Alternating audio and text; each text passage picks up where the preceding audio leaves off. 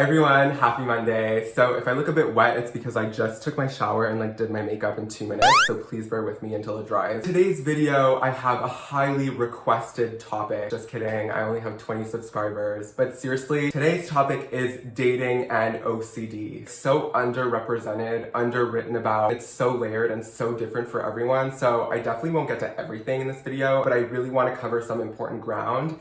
And then I also want to give you some tips that I use in order to better manage my dating life. Just as a disclaimer, this is not medical advice. I am not a mental health professional. I'm not giving advice, nor is it intended to be advice. Please seek help from a trained professional who knows what the hell they're doing.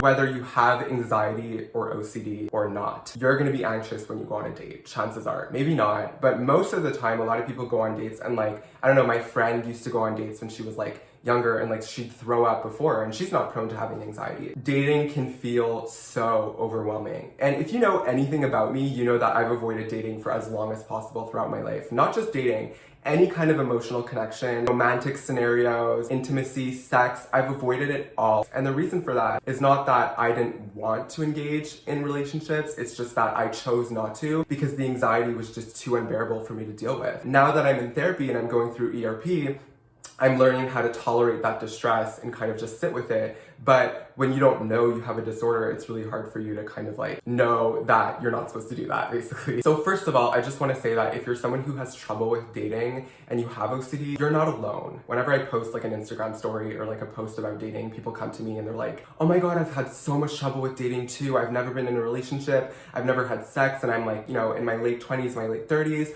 And it's a real thing. And people have a lot of distress associated with anything intimacy, relationships, dating. A lot of the ideas that I'm going to be speaking about today are coming from this podcast, from the OCD stories between Stuart Ralph and I think his name is Mike Heady or Mike Heady. I just want to credit a lot of the ideas to him.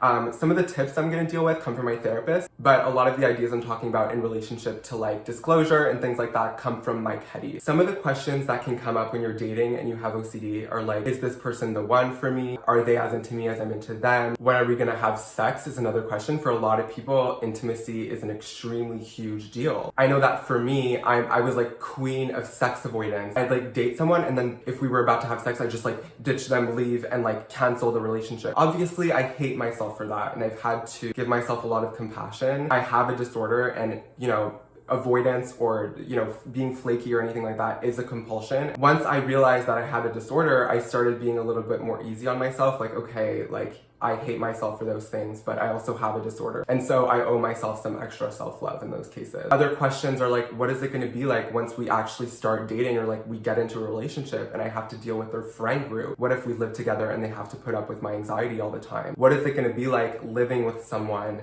who doesn't understand my disorder? These are questions that have been pervading my life since I don't know, probably ever since I got my diagnosis. Even before I knew I had OCD, I would always think to myself, how is someone gonna deal with me all the time? I felt like such a burden. I felt like I was so much for someone to deal with. I felt so unlovable. I'm at that level of self-love today where I'm able to know that someone can love me and give me affection, but it's still very hard for me to accept it. There's also all of the questions about OCD itself. When do I disclose that I have this disorder? When is the right time to do that? What if I tell them and they just, ditch me or leave? And here's the thing with any of those questions. We can't guarantee 100% that this person is going to be 100% accepting about your diagnosis, right? That's the thing with OCD, and that's what you learn in treatment, is that we can't be 100% sure of anything. Certainty is an illusion. We don't know anything for absolutely sure. But with disclosure, there's one thing I'd like to make very clear. The relationship has to earn the disclosure. Disclosing that you have a disorder is a form of intimacy in and of itself. A lot of us, because we have OCD and because we have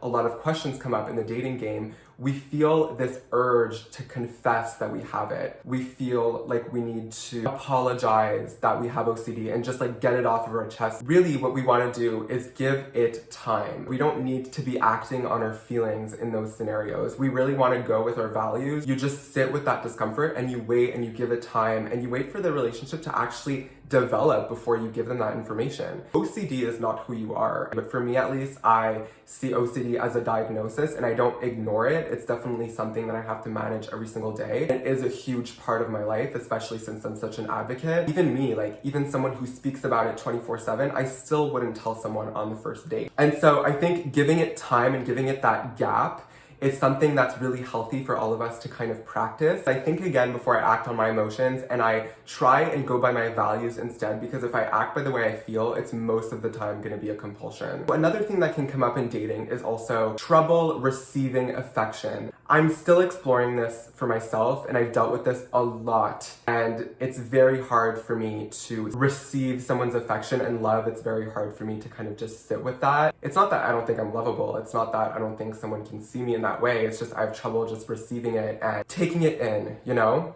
Other things that can come up pretty early in the dating game is a kind of relationship OCD kind of scenario. Pretty early in the dating game, usually what happens for me is I start to obsess with the person. I hate to say it because like there's so much shame associated with that. Like the fact that I'm obsessed with a person makes me like cringe, but it's not that I'm obsessed with them, it's that like I have OCD. And give yourself some extra love and compassion when it comes to this. We can be so hard on ourselves when we like are texting someone and they don't text us back and we become obsessed about the fact that they didn't text us back or something. Hitting yourself on the head for that is not going to help you. We have to practice being kind to ourselves as much as possible, especially in dating, because like it's so easy for us to get caught up in like, I hate myself, why am I acting this way? Why am I obsessed with this person? Why am I thinking about them 24/7? Why didn't they text me back? It must mean they didn't like me, and then kind of like reviewing the conversation. Here's the other thing with dating. Oftentimes we can also feel like we're not ready to date, and even though we want to date, we always wait until we're completely 100% better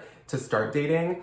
But here's the thing, you can still struggle, you can still have anxiety, and also have a dating life. That's a really foreign concept to me that I'm still kind of exploring for myself. Yes, I'm gonna be anxious on this date. Yes, I'm still not 100% content with the way my life is, but I'm going towards my values. I'm working towards that as much as possible. This is another huge reason why I avoided dating for so long. I felt weird, quirky, too much for the person to bear. I thought it wasn't my place to be in the dating game. But thinking that because you struggle, you can't date is another form of black and white thinking, right? You can still struggle and also have a dating life. And that's the beauty of it. We make up all these rules for ourselves when we have anxiety, and honestly, like half of them are just not true. Like I still struggle. I've been dating in the last couple of weeks. I still struggle. I started therapy a month and a half ago. Well, no.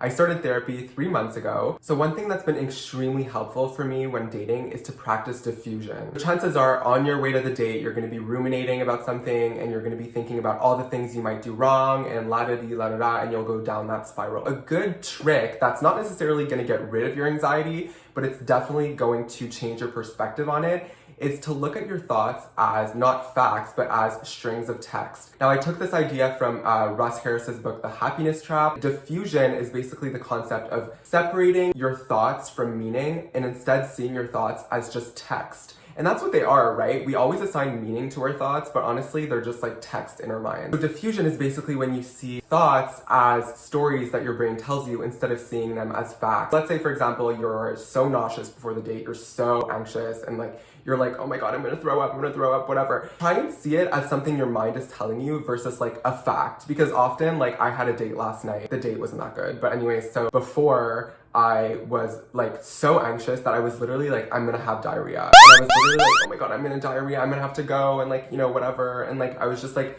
freaking out. I was like, oh my God, I'm gonna be stuck in the park and like I won't be able to go anywhere. And what I did was like, hey, I'll practice diffusion. And I tried seeing them as stories my mind was telling me, random strings of text in my mind. And it actually really helped me change my perspective to my anxiety. Another thing that's been like huge for me is to think of myself more. Oftentimes when we have anxiety, when we have OCD, we go into dates wanting for the other person to like us so badly that we never think about what we need. When dates don't work out, which like that's inevitable, not everyone's gonna work for you, I used to act like it was all my fault. It's because I did this, it's because I was acting like this, it's because of what I said, he thought I was so weird, and I thought these things were like actually facts, right? You're personalizing this so much, and chances are, if you think of yourself, you would have noticed that maybe the date wouldn't have worked for you either. Doing this really helps me ground myself, and it also reminds me that like I have so much value to offer and I'm catch. Excuse my language, but when you bring it back to yourself, you really take that pressure off of yourself of like, I need to give this person my all, I need to be perfect, I need to perform for them. Another thing is to arrive imperfectly. Obviously, we want to look presentable and we want to be at our best, but it's not going to be perfect and it might even be messy, and that's okay. Dating is basically OCD and anxiety's favorite place to thrive.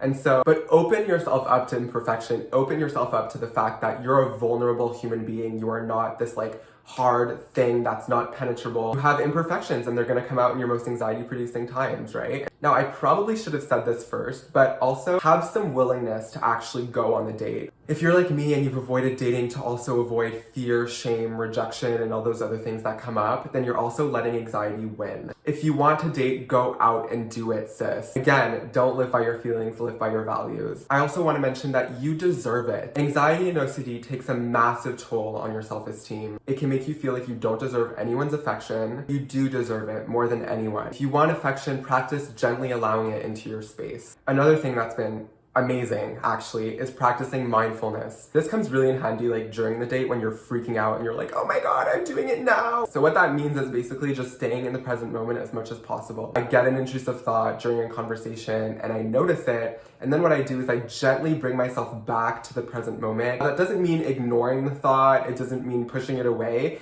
It's allowed to be there as much as it wants, and you let it leave and come as much as it wants. You're not engaging with it, you're not feeding it, you're really staying in the present moment and engaging in that conversation that you're having with your date. With OCD, we're elsewhere. You know, we're thinking about all these things, we're thinking about what they're thinking. We just want answers so badly that we're not actually able to fully be there for the person. Practicing being in the present moment is not only useful for you, but it's also making it easier for your date to understand that you actually really care about them. This is what I've been doing to better manage my dating life in general, not even just with dating, just like in OCD recovery. One of the most important concepts that I've learned is to live by your values. And it's not easy, it's gonna feel uncomfortable, you're gonna have anxiety, and that's the whole point, is you do things anyway and eventually it gets better. Guys, thank you so much for watching this video, I really appreciate it. Subscribe, like, and comment. I would love if you guys subscribed, actually, like, I would be like, please follow me on Instagram if you want to see my graphics and photography on Words Hug. I hope you guys enjoyed this video, I hope it was informative, and I'll see you in the next one. Bye!